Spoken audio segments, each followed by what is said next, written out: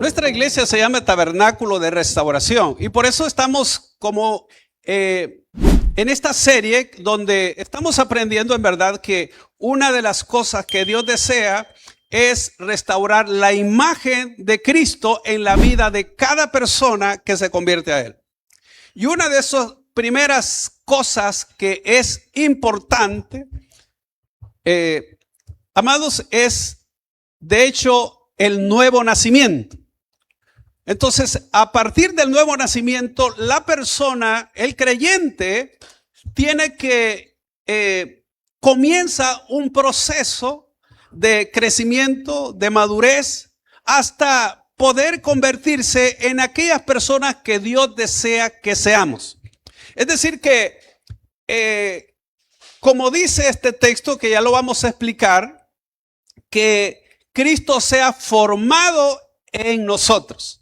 Para que Cristo sea formado en nosotros, es necesario un proceso que va a durar toda la vida. Porque si alguien ha nacido de nuevo, entonces puede tener una nueva vida que en verdad glorifique a Dios. Y para ello, amados, es importante saber que cuando el apóstol Pablo le escribe a los Gálatas, en esta epístola, encontramos nosotros que los judaizantes, es decir, aquellos religiosos que querían guardar la ley, óigame, lucharon en los tiempos de Jesús, porque Jesús tuvo problemas con ellos, porque eran personas que creían que estaban practicando la verdad, agradando a Dios, y de hecho Jesús, todo su ministerio tuvo confrontación con estas personas. ¿Por qué? Porque ellos pensaban que agradaban a Dios cumpliendo la ley, pero no entendían lo que Dios en verdad deseaba a través de esa ley. Entonces, muere Cristo en la cruz, resucita, y ellos continuaron, óigame, llegaban hasta las iglesias gentiles para querer meter, amados, el judaísmo juntamente con lo que era la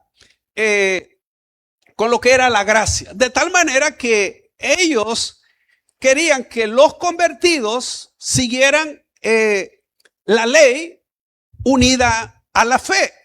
Es decir, ellos querían que los Gálatas, que esta epístola precisamente va a combatir ese problema que había ahí.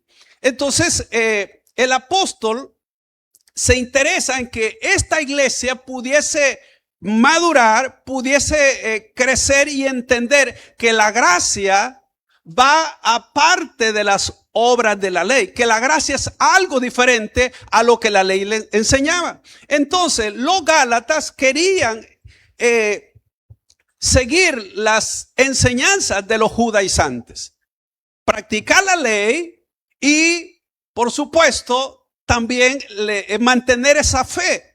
Pero el apóstol Pablo les escribe muchas cosas desde el capítulo 1 y en el capítulo 3 quiero que veamos los primeros 3 versículos del 3, Gálatas 3, 1 al 3. En la Nueva Traducción Viviente, el apóstol Pablo les escribe estas cosas. Mire lo que dice. Hay Gálatas tontos.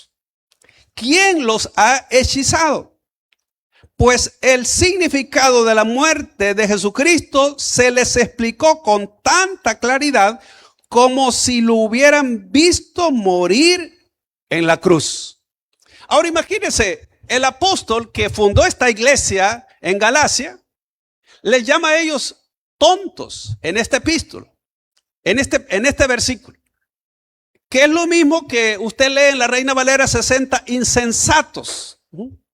Entonces le está diciendo, mire, ¿acaso no han entendido lo que significa el sacrificio de Jesús? Oiga, y le dice, versículo 2, mire, déjeme hacerles una pregunta. ¿Recibieron al Espíritu Santo por obedecer la ley de Moisés? Claro que no. Recibieron al Espíritu porque creyeron en el mensaje que escucharon acerca de Cristo.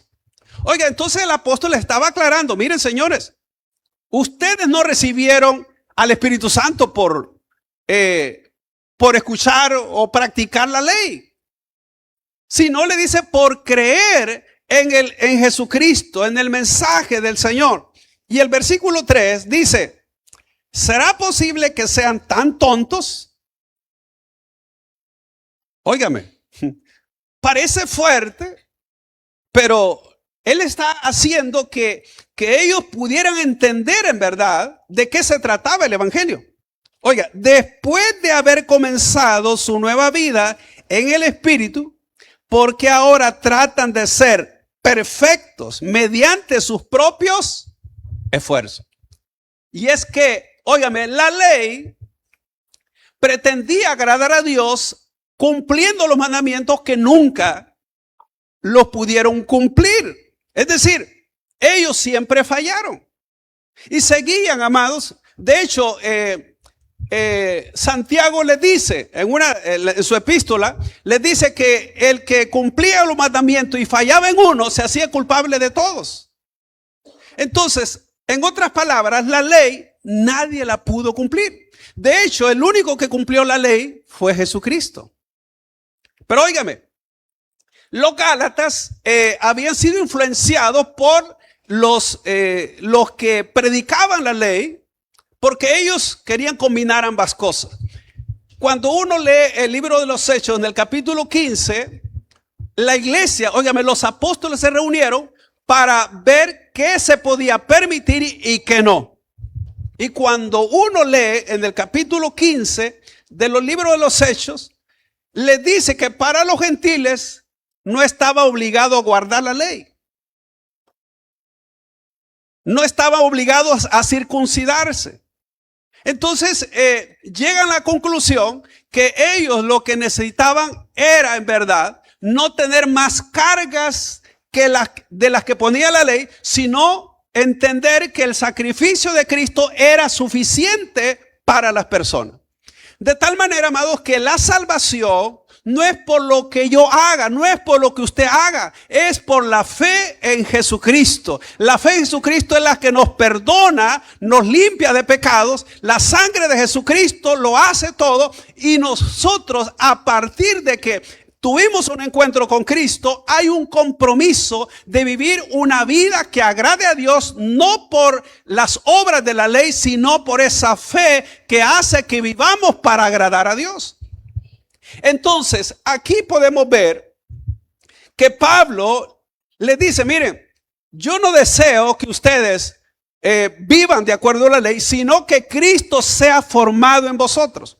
Óigame, en la actualidad hay predicadores, por supuesto, que se enfocan tanto en lo exterior y no en el interior. Es decir, que eso tiene que ver con la ley.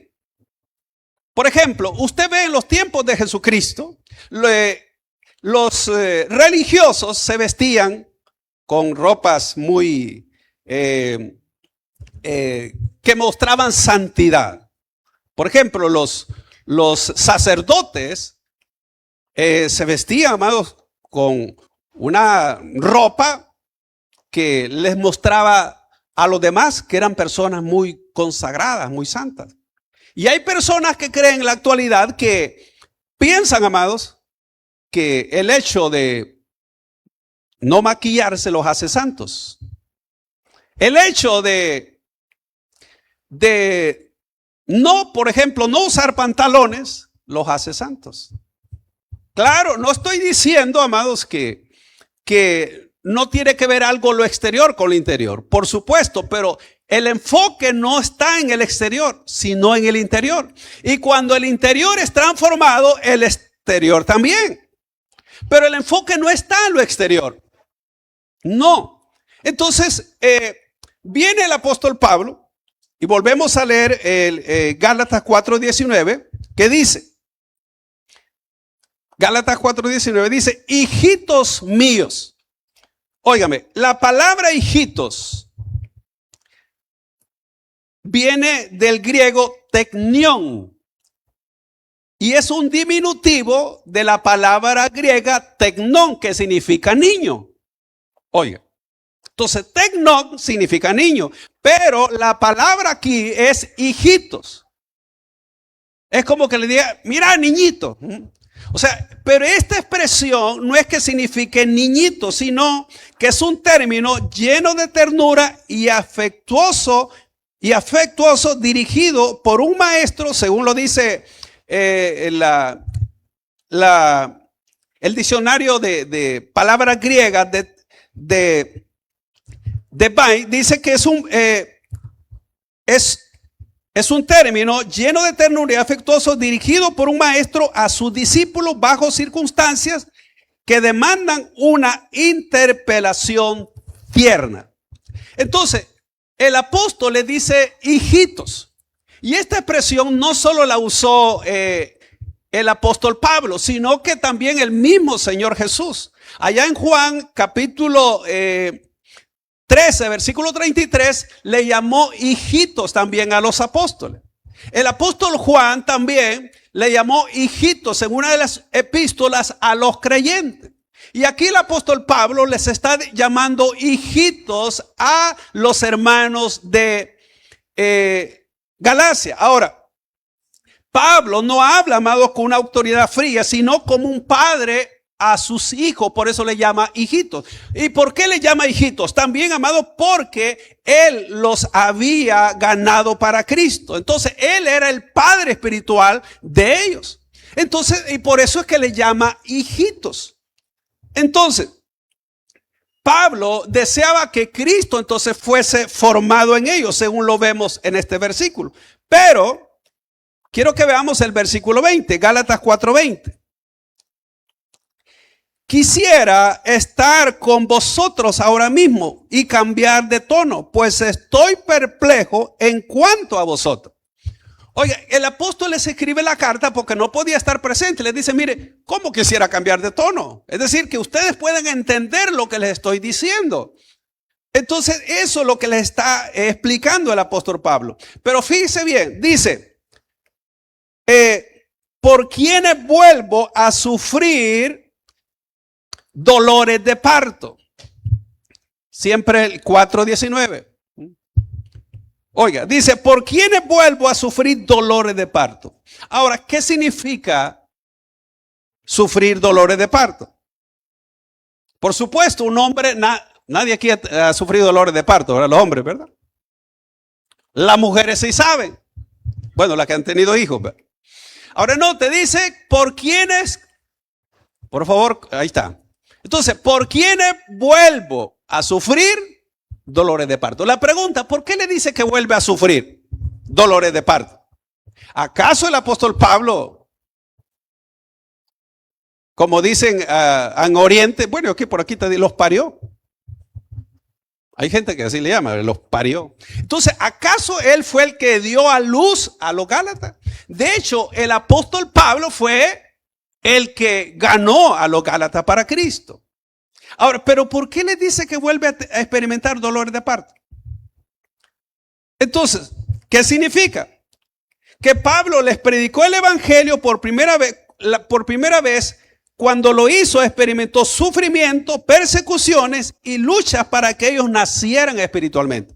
Es decir, que haberse ganado a los Gálatas para Cristo no fue fácil para el apóstol Pablo. Tuvo muchas dificultades. Ahora les está diciendo, bueno, ¿acaso yo tengo que aguantar otra vez lo mismo para que ustedes realmente Jesucristo pueda ser formado en ustedes? En otras palabras, ¿qué les pasó? Porque ahora se han desviado. Por eso que en el capítulo 1 les dice, miren, que si alguien predicara otro evangelio diferente al que ellos habían escuchado, sea anatema, sea maldito, les estaba diciendo. Es decir que nadie podía predicar otro evangelio que el que Pablo les había predicado, porque el evangelio que Pablo había predicado se lo había revelado el Señor. Y entonces les estaba diciendo, si alguien les está predicando algo que yo no les he dicho, no importa si es un ángel. Así como Moroni, por ejemplo, que les reveló el evangelio, le iba a decir yo, ¿verdad? El libro del Mormón.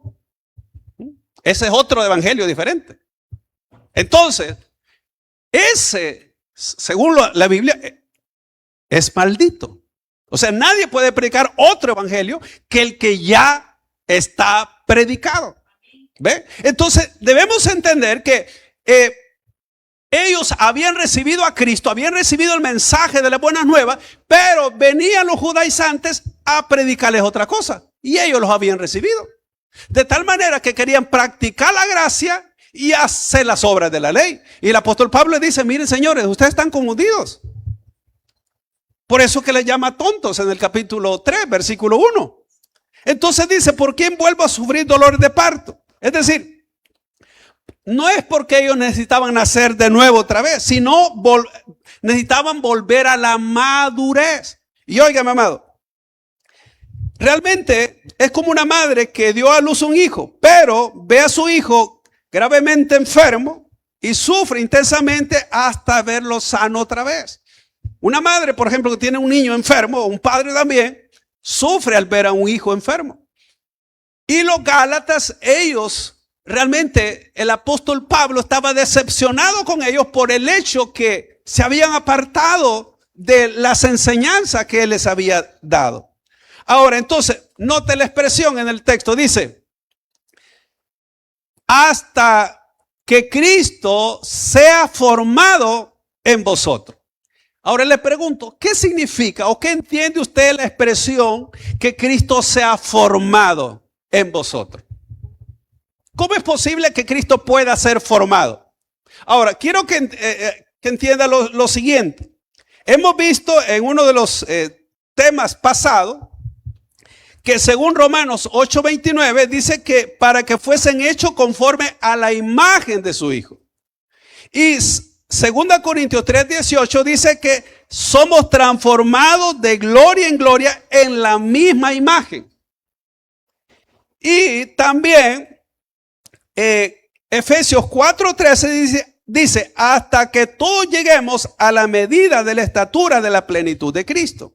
Entonces, note, está diciendo que el deseo de Dios es que nos parezcamos a Él. Por eso es que la serie se llama Restaurados para Restaurar, porque cuando el hombre pecó, la imagen de Dios en el hombre fue deteriorada. Pero la imagen, Jesucristo es la imagen de Dios. Y Dios quiere que nosotros seamos transformados a la imagen de su Hijo Jesucristo. Por eso es que se llama así la serie, Restaurados para Restaurar.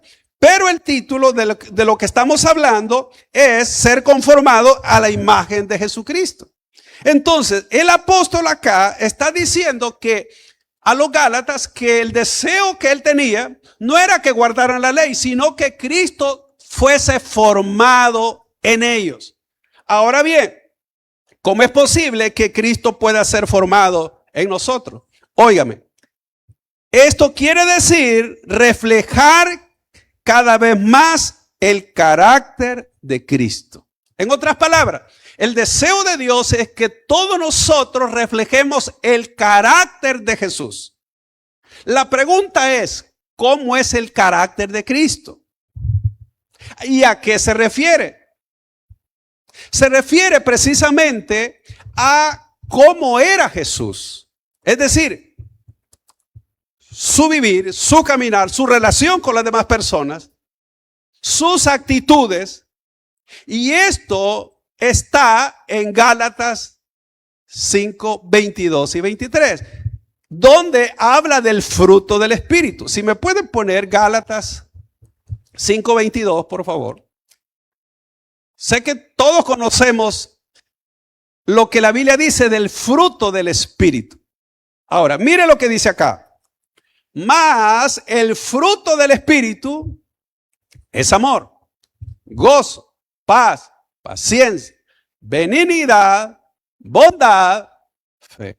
Ahora bien, cuando la Biblia dice que Dios quiere, o el apóstol Pablo le está diciendo a los Gálatas que Cristo sea formado en nosotros, le dije, no tiene que ver con el aspecto físico. Porque cuando Dios nos hizo a su imagen y semejanza, no tiene que ver con lo físico, sino con el carácter, con la manera de vivir, con ser semejantes a Dios, así como Dios es, y como Cristo es la imagen de Dios, Dios quiere que nosotros seamos conformados a la imagen de su Hijo. ¿Y cuál es la imagen de su Hijo? Tiene que ver con el carácter, es decir, con el diario vivir, con la vida que el creyente tiene que reflejar algo de lo que Jesús era. ¿Cómo era Jesús? ¿Qué podemos encontrar nosotros en el fruto del Espíritu? Bueno, mire estos, como le llaman, virtudes del Espíritu. Son 9. Pero ¿cuál es la primera? Mire, primero dice, mas el fruto del Espíritu es amor. Óigame, todo el Nuevo Testamento habla, primeramente, que tenemos que amar a Dios sobre todas las cosas, ¿sí o no? Y sobre todas las cosas es sobre todas las cosas. Sobre el trabajo, sobre la familia, sobre el dinero, sobre lo que sea. Esto lo dijo Jesús en sus evangelios. De hecho, ahí lo vemos, amados, y ya hemos hablado de esos pasajes. Pero dígame, ¿Jesús era una persona amorosa? ¿Tenía amor Jesús? Bueno, primero, Dios es amor. Y de tal manera amó Dios al mundo, ¿sí o no? Ahora, pero note, ¿cómo demostró el amor Jesús? Primero, viniendo a este mundo, dejando su gloria, hacerse semejante a los hombres y vino a servir. Segundo, Él dio su vida en la cruz por amor a nosotros, ¿sí o no? Luego, ¿qué podemos ver? Jesús se preocupaba por todos. Él quería, amados, que todos fueran salvos. Él vino a sanar, vino a liberar, vino a dar vida a los que estaban, a algunos que habían muerto. Jesús, amados, libertó a los que estaban cautivos por el diablo, dio vista a los ciegos, proveyó comida a 5,000, a 4,000.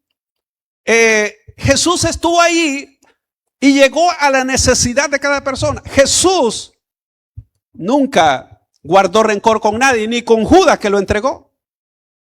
Jesús no era rencoroso y eso es parte del amor. Porque el amor todo lo sufre, todo lo cree, todo lo espera, todo lo soporta. Entonces note, Jesús era una persona llena de amor. Por eso es que cuando usted ve en 1 Corintios 13, que dice que si yo tengo lenguas, si yo tuviese conozco todos los misterios y toda ciencia, y puedo trasladar los montes, dice, a la mar, y no tengo amor, nada soy. Entonces, es decir que una persona puede estar en Cristo, puede estar en el Evangelio, pero si no tiene amor, dice el apóstol, de nada le sirve. Entonces, es necesario entender que lo primero que Dios quiere ver en el corazón y en la vida de un creyente es amor. Y cuando una persona tiene amor, el amor, como dice, no se irrita, no guarda rencor. Por eso es que Jesús no guardó rencor y a Judas lo vio como uno de los 12, aunque sabía que lo iba a traicionar. Cuando estaba en la cruz, por ejemplo, Jesús perdonó a aquellos que lo habían crucificado. ¿Qué le dijo Jesús al Padre? Señor, no les tomes en cuenta su pecado. Entonces note, vea la vida de Jesús. Jesús nunca andaba hablando mal de las demás personas. No. Jesús era alguien, amados, que procuraba agradar a Dios. Entonces, si uno ve en el Nuevo Testamento, ¿cuál era el mensaje? Que primeramente amar a Dios, luego amar a tu prójimo como a ti mismo. Ahora, ¿cómo demuestra usted que ama a su prójimo? No le hace daño, no habla de mal de él, pero además, si puede ayudar, ayuda a su prójimo. ¿Ve? Ese es el amor. Entonces note, cuando una persona, un creyente, por ejemplo, habla mal de otros hermanos, usted sabe, entonces no tiene amor. ¿Por qué? Porque el amor pasa por alto las ofensas. Por eso que la Biblia dice que el amor cubrirá multitud de pecados. Entonces, vea que parecerse a Cristo, el primer paso es tener amor. Pero el amor, amados, no es que hoy lo tengo y mañana no. El amor es algo que dice que el amor de Dios ha sido derramado en nuestros corazones. Entonces, y como Dios nos ha amado, Él quiere que nosotros amemos. Pero es fácil amar a quienes nos aman, ¿sí o no? Pero aquellas personas que nos han hecho mal, que nos han ofendido, han hablado, ¿verdad que es difícil? Por ejemplo, del vecino que tal vez el día que usted va a descansar le pone el gran musicón temprano. O de la vecina que a lo mejor saca la basura, viene, la trae corriendo, la deja a la par de su... Entonces, es decir, amar a quienes a lo mejor no le caemos bien es difícil. Pero ¿qué pasa? Que el amor todo lo sufre. Todo lo soporta. Y entonces, si queremos parecernos a Jesús, lo primero que necesitamos es aprender a amar. Pero amar, como hemos enseñado, no es una emoción. Es que yo no siento, es que la Biblia no te dice que si lo sintas. Es que es una decisión. No se trata si lo siente, es una decisión, no es un sentimiento como lo enseñan. No se trata de un sentimiento. Si fuera así, ¿por qué unas personas entonces, por ejemplo, si hablo del amor eros, el amor que alguien tiene por una pareja, ¿cómo después la odia? Entonces note, este amor que la Biblia habla es amor ágape. Por eso es que usted encuentra allá en Mateo capítulo 24 que una de las cosas que va a pasar en el último tiempo es que el amor de muchos se enfriará. ¿Por qué? ¿Por qué se llega? Dice, por haberse multiplicado la maldad.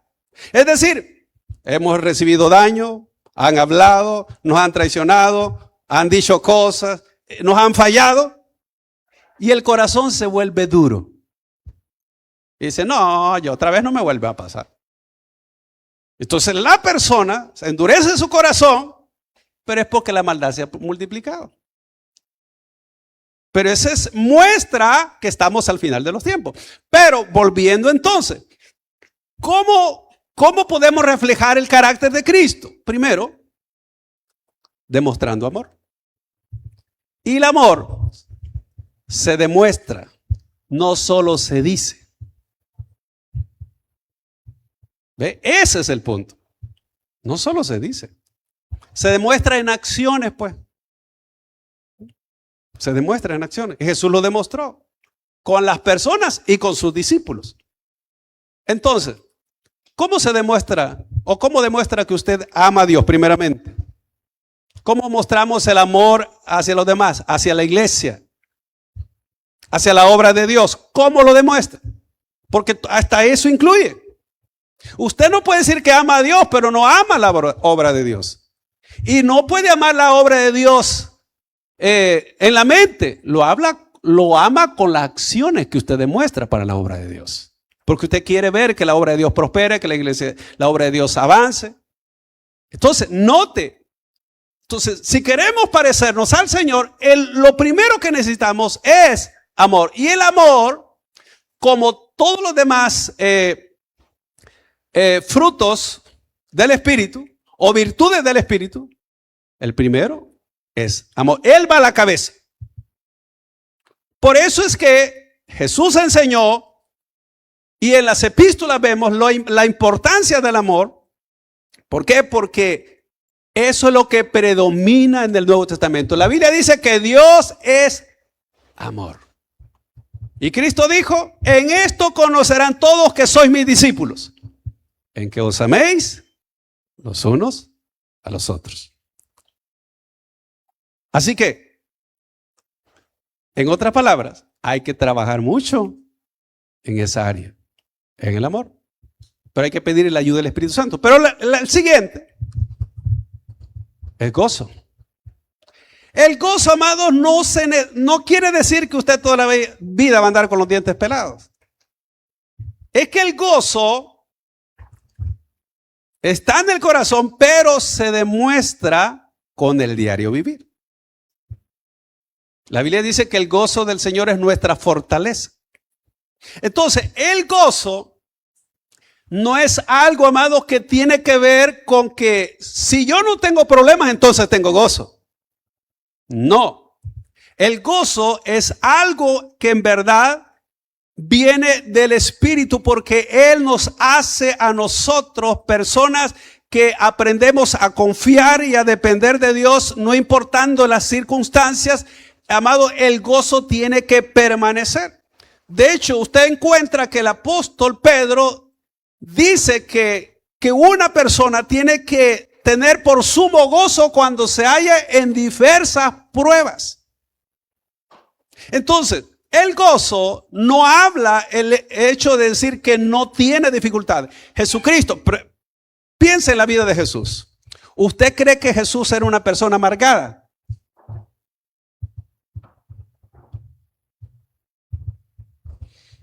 Entonces, si Jesús no era una persona amargada, el carácter de él era un carácter dulce. Y eso se mostraba también que era una persona con gozo. Él podía, es decir, la gente podía acercarse, hasta los niños venían de él. Los niños venían y dice que los discípulos reprendían a los que los presentaban. Jesús les dijo, déjenlos venir a mí.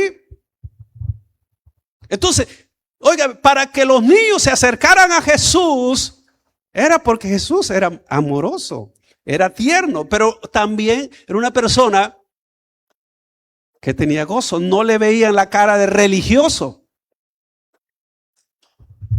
Yo me acuerdo que cuando serví en el tabernáculo, un día lo conté esto, que había un diácono. Ese diácono usted nunca lo veía reír y era servidor, era de los de acomodación. Claro, ya estaba bien señor, pero nunca lo veía. Siempre, yo nunca le vi una sonrisa. Yo dije, este está bueno para seguridad, ¿verdad? Porque los de seguridad usted sabe.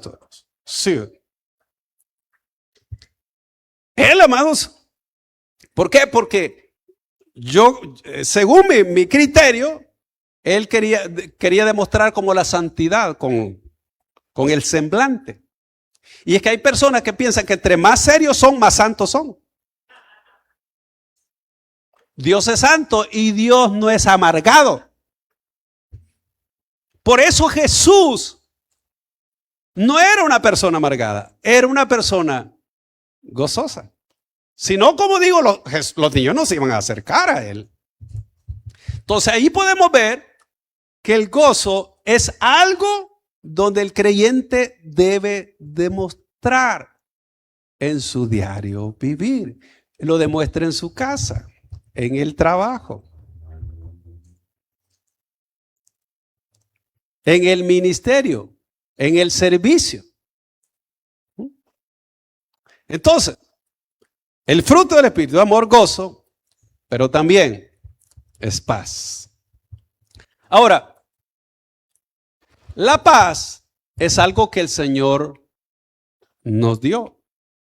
Él dijo, la paz os dejo, mi paz os doy.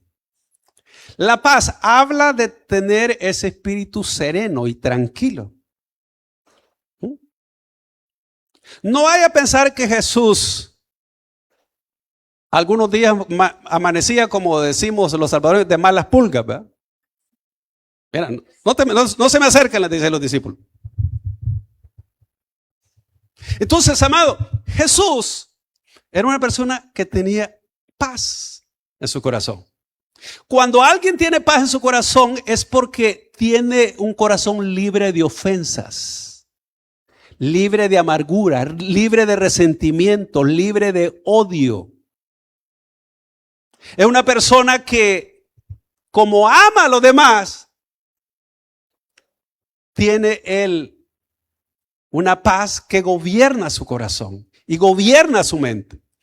Entonces, vemos nosotros que para tener el carácter de Jesús, tenemos que saber cuánta paz tengo yo.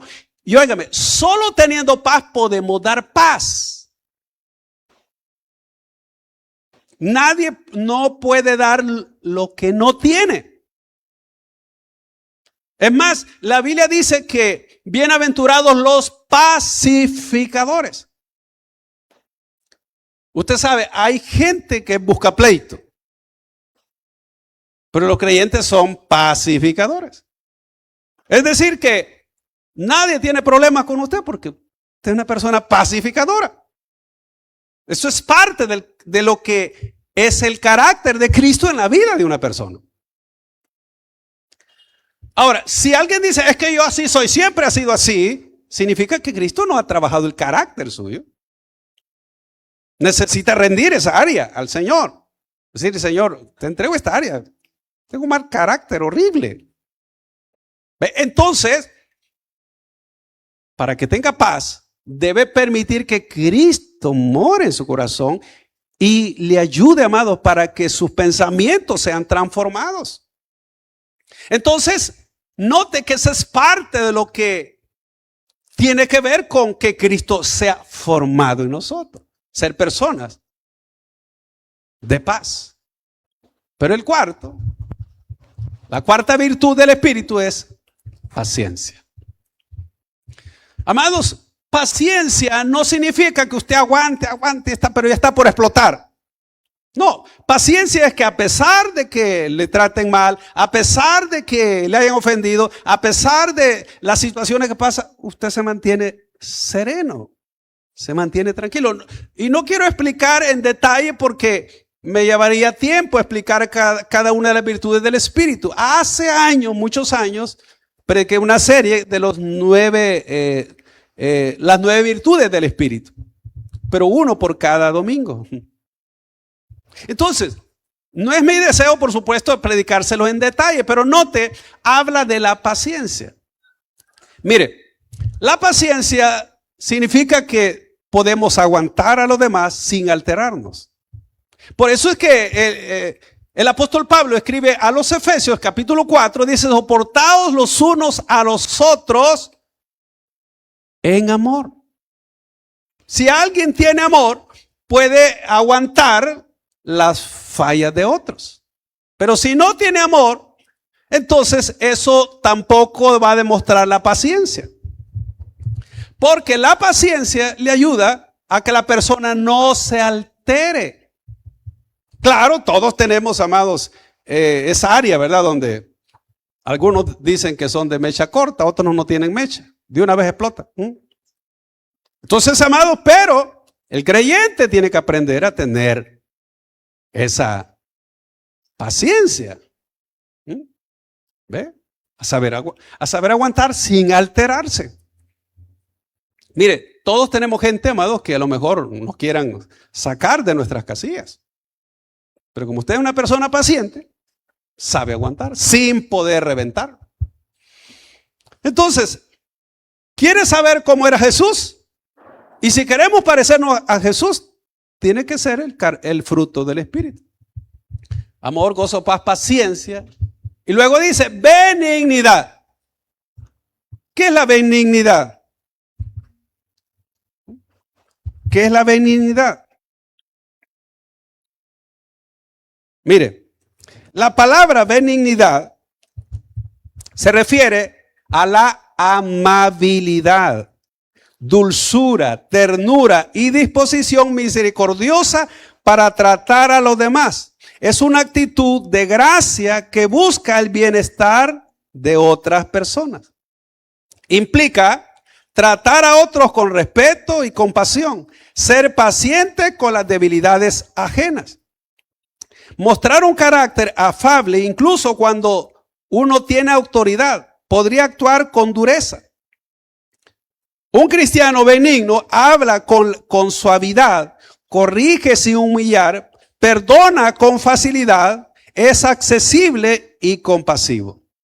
Entonces, Dios quiere que aprendamos a ser benignos. Mire, por eso cuando una persona le tiene algún problema, ¿verdad?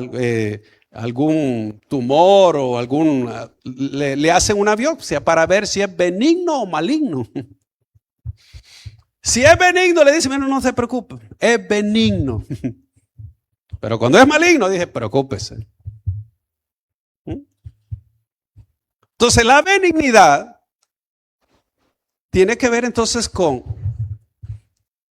cómo yo trato a los demás, qué tan benigno soy. Por eso es que le decía que la benignidad tiene que ver con la amabilidad, con la dulzura y la ternura. Hablar con suavidad, corregir sin humillar y perdonar con facilidad. Entonces, ¿cuánta benignidad habrá en nosotros? ¿Usted cree que Jesús se alteraba fácilmente? Que trataba pésimamente a los Jesús, siendo el Salvador, siendo el que creó los cielos y la tierra. Amado, enfrentándose a gente, amado, que lo rechazaban. Jesús no se alteró por eso. Pero note la otra, bondad. ¿Qué es la bondad? Bondad, amado, significa, el significado es la excelencia moral que impulsa a hacer lo correcto, aun cuando hacerlo requiera confrontar el pecado o la injusticia. No es solo ser amable, es hacer el bien conforme a la voluntad de Dios. Implica integridad, rectitud, generosidad, valor para defender la verdad. Entonces note, ese es el otro fruto del Espíritu, la bondad. Y tiene que ver con ser bueno. Entonces el creyente debe ser una buena persona. ¿No es cierto que hay personas que son catalogadas como buenas personas y otras como malas personas? Entonces, ¿cómo es el creyente? Usted no puede esperar de un inconverso que sea bondadoso, o sea, benigno.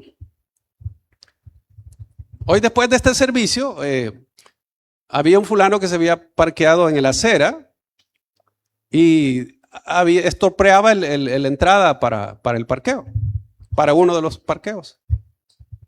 Y entonces, pero yo dije, le voy a decir, ¿verdad? Que para la próxima no tape pues ahí la entrada. Y me acerco, hermano, pero salió, pero bravo como tiene idea. No, me decía, esto es público, me dijo, yo me puedo parquear, si es posible, meterme ahí, no hay problema, si esto es público, esto. ¿Y quién lo sacaba de ahí? Entonces, un creyente, por ejemplo, si usted trata de corregirlo, no le va a salir así.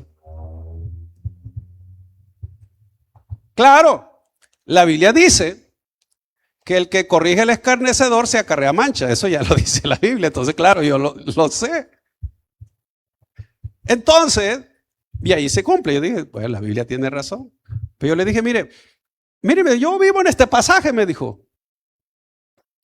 Desde antes me dijo que la iglesia tuviera. Entonces, si usted le dije, vive en este pasaje, sabe cómo era aquí. ¿Sabe quién construyó esto? ¿Quién hizo esa jardinera? ¿Sabía cómo era usted antes aquí? Le digo. Entonces no me venga a decir, le dije yo que esto es público, porque esto la iglesia lo hizo. Esto era mire, le digo, eso era un muro de tierra, así como está ahí. Le enseñé la parte del parqueo. Aquí sacamos como 20 camionadas de tierra para hacer ese pedazo de parqueo, pero ahora quieren, amados, que es público y se pueden parquear ahí enfrente.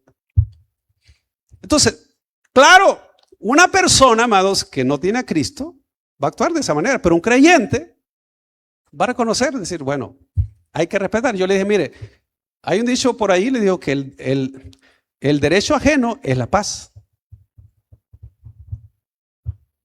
Él dice que no, el público. ¿Y quién saca a un necio de su necedad? Nadie. Entonces, amado, bondad.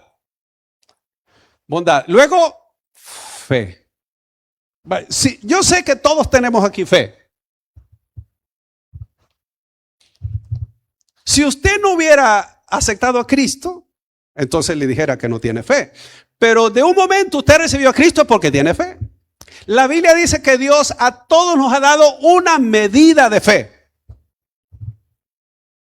Esa fe se demuestra en obra. De hecho, Santiago habla precisamente que alguien puede tener obras, pero amado, y alguien puede tener fe, dice, pero no tiene obras. Entonces, realmente la fe sin obras es muerta, es decir, no sirve de nada. En otras palabras, alguien que dice que tiene fe es que le cree a Dios, no solo cree en Dios, sino que también le cree a Dios, cree lo que dice su palabra y vive de acuerdo a esa palabra. ¿Sabía que Jesucristo era una persona de fe? Dios es una persona de fe porque Él llama a las cosas que no son como si fuesen. La fe, dice la Biblia, que es la certeza de lo que se espera, la convicción de lo que no se ve. Hebreos 11:1. Ahora bien, entonces, alguien que tiene fe, le cree a Dios. ¿Cómo me demuestra usted que le cree a Dios? Yo sé que usted cree en Dios porque aquí está. Porque ha creído en el Evangelio, creyó en Jesucristo. Pero hay personas que aún estando en la iglesia no le creen a Dios. No, a mí no me hará carabato con eso, dicen las personas. Entonces, la fe se demuestra con las obras. Y Jesús era una persona de fe. Él no solo hizo milagros. Claro, los milagros demostraban que era una persona que tenía el poder de Dios porque tenía el Espíritu, pero también tenía fe. Entonces, la fe se debe practicar. ¿Cómo la practico? En mi diario vivir. ¿Cómo la practico yo? Creyendo a lo que Dios dice. Pero si yo no creo a lo que Dios dice, entonces no demuestro que tengo una fe suficiente. ¿Ve? Pero por tiempo no explicamos más. Pasemos al otro porque el tiempo se me fue. El 20, dice mansedumbre. Amados, dígame, ¿Jesús era una persona mansa? Por eso es que Mateo 11:29, 11:28-29 habla, aprended de mí, que soy manso y humilde de corazón. Entonces, la mansedumbre significa que es una persona tratable. Es una persona que usted se puede acercar con confianza, no va a recibir un rechazo, no lo van a ofender. Es una persona que esa mansedumbre lo lleva a ser una persona humilde. Yo les he contado un par de veces de que mi abuelo tenía una yunta de bueyes. Se sabe que los bueyes son mansos, pero mi abuelo tenía una yunta de bueyes que uno no era nada de manso. Era bravo el ingrato. Una vez a una señora, óigame, estaba tomando agua y la señora se iba pasando por ahí, amado, y mira, la levantó, le metió el cacho a la señora. Así que tuvo problemas mi abuelo con. Pues un día, como era, los bueyes estaban cerquita de mi casa, y mi papá me dice, anda a traer, me dijo el estiércol de ganado. Creo que, no me acuerdo para qué lo iba a ocupar mi papá, porque lo ocupan para algunas cosas. Creo que íbamos a hacer a preparar un terreno para porrear maicillo. Le ponían eso en el piso para que no saliera polvo. O sea, entonces, y uno que ha vivido en el campo sabe que cuando una vaca o un buey se levanta, hace sus necesidades. Entonces vengo yo, levanté al primero, recogí el estiércol y voy con el bravo. Pero yo dije, como viene levantándose, este no viene bravo, ¿va? ¿Y qué, hermano? Se levanta y dice encima de mí. Tal así, amados, que me aventó al suelo y yo andaba un guacal, que allá le llaman paila, ¿verdad? Que era de aluminio. Amado, y con ese le daba en la cabeza, ¿verdad? Y él así, ¿verdad? Queriendo meterme el cacho. Pero luego mi papá oyó los gritos y llegó y lo espantó. Yo estaba pequeño, por supuesto. Pero eso bien me recuerdo. Entonces, uno de ellos no era nada de manso. Llamado la mansedumbre, Jesús, óigame, era tan manso que, como digo, los niños podían acercarse. La gente pecadora podía acercarse. Las personas tenían acceso a él. Era una persona mansa. Y la mansedumbre tiene que ver incluso con la dulzura de la persona. ¿Es manso usted cuando se levanta en la mañana?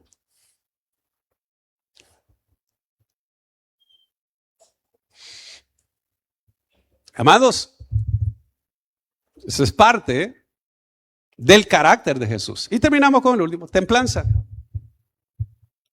¿Qué es la templanza? El dominio propio. Es decir, usted tiene autocontrol.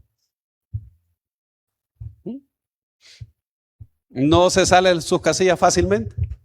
Una persona que tiene dominio propio. Jesús era una persona con autocontrol. Una persona que tenía ese dominio propio. Así que, amados, queremos que sea Cristo formado en nosotros. ¿Cómo puede ser formado? Cuando aprendamos a desarrollar el fruto del Espíritu. Óigame, el fruto del Espíritu es Jesucristo formándose en nosotros. Eso no es que usted lo hace por su propia fuerza, es del Espíritu. Quiero que entienda, y con esto finalizo, amado, que una cosa son los dones. Una persona puede tener, de ser posible, los 9 dones y no ser espiritual. No ser maduro. Porque los dones es un regalo de gracia. Pero el fruto, usted tiene que trabajar mucho o permitir que el Espíritu trabaje en su carácter, en su interior. Así que una persona puede tener dones, pero no tener el fruto del Espíritu. Entonces, no se trata que porque una persona tenga dones es espiritual. No. Porque dije, no es lo mismo dones que fruto. Porque el fruto del Espíritu, esto lleva un proceso y es una persona que ha madurado. Y el carácter de Cristo se está formando en él. Así que, amados, ¿qué tenemos que hacer? Rendir a Jesús las áreas de nuestra vida que decimos, es que no puedo controlar esto. Porque tengo mal carácter. Entonces, ¿por qué? Porque no nos parecemos a Jesús. Y la única forma es rendir esas áreas de nuestra vida al Señor. El próximo domingo, si Dios permite, vamos a hablar entonces qué es lo que tenemos que hacer para que en verdad Jesucristo sea reflejado en nosotros. Porque hay algo que nos corresponde a nosotros. Yo sé que aquí es fruto del Espíritu, pero el Espíritu Santo no lo hará a menos que uno lo rinda a Él esas áreas. Porque si usted no deja que Jesús trabaje en su vida, usted será igual. Es un creyente, pero creyente carnal, que es impulsado por la misma carne y no por el Espíritu. ¿Ve? Entonces necesitamos la ayuda del Espíritu para poder vivir esa vida que Dios espera, que de alguna medida nos parezcamos a la imagen de su Hijo Jesucristo. Por eso que Jesús dijo que nosotros somos la sal de la tierra y la luz del mundo. Y óigame, Jesús era la luz. Y hoy quiere que nosotros seamos esa luz. Es decir, que reflejemos a Cristo. En otras palabras, la gente tiene que notar que Cristo mora en nosotros. Así como dijo el apóstol Pablo, y ya no vivo yo, mas vive Cristo en mí. Así que, ¿cuánto se parece usted a Jesús desde que se convirtió? ¿Cuántos años tiene de ser creyente? ¿Y cómo se va pareciendo usted al Señor? ¿Somos igual que el año pasado? Óigame, ya estamos finalizando el primer semestre. Dios quiere que vayamos como la luz de la aurora, en aumento, hasta que el día sea perfecto. Hemos llegado al final de este mensaje. Si usted no ha recibido a Jesucristo como su Señor y Salvador personal, o usted se ha alejado de los caminos de Dios y desea reconciliarse, yo le hago la invitación para que en esta oportunidad reciba a Cristo. ¿Y cómo lo va a hacer? Repitiendo conmigo la siguiente oración. Señor Jesús, yo te recibo hoy como mi único Salvador personal. Creo que eres Dios, que moriste en la cruz por mis pecados y que resucitaste al tercer día. Me arrepiento, soy pecador. Perdóname, Señor. Doy gracias al Padre por enviar a su Hijo a morir en mi lugar. Gracias, Jesús, por salvar mi alma hoy. Amén. Si usted ha hecho esta oración, yo le invito para que se congregue en una iglesia donde se predique el Evangelio de Jesucristo. Que usted pueda también leer la palabra de Dios para que tenga mayor conocimiento de Él y pueda orar. Orar es platicar con Dios. Y si no, le invitamos a nuestra iglesia en Tabernáculo de Restauración, acá en Soyapango, con nuestros horarios de día domingo, 8 y 10, y día viernes a las 6 de la tarde. Todos serán bienvenidos. Que Dios les bendiga.